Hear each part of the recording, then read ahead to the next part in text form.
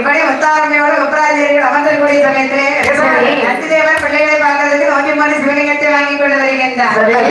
பிள்ளைகளே நான் சிவலிங்கம் வாங்கிட்டு வந்திருக்கேன். தாத்தா நீங்க யாரு? நான் நந்திதேவன்டா.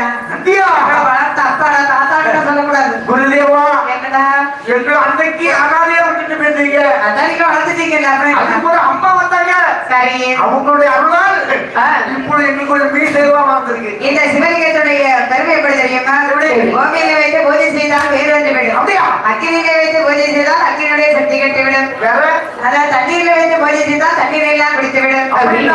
வீட மந்திரம் வைத்து மந்திரத்தை சொல்லி நல்ல எண்ணத்தோடு இருந்தால்தான் சிவலிங்கத்துடைய முழு பதனமே கிடைக்கும். சரி குருதேவா என்று சொல்லி ஓமா இருக்கக்கூடிய சமயத்திலே சிவலிங்கங்கள் உயிர் பெற்று தெரிகிறது. அண்ணா உயிர் பெற்று துடிக்குது. அப்படியா? அப்படி ஒண்ணு நீ சாப்பிடு.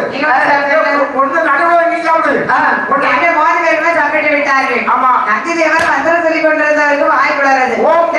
என்ன சாப்பிடுறீங்க குருதேவா?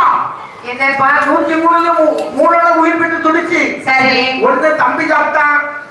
ரெண்டாவது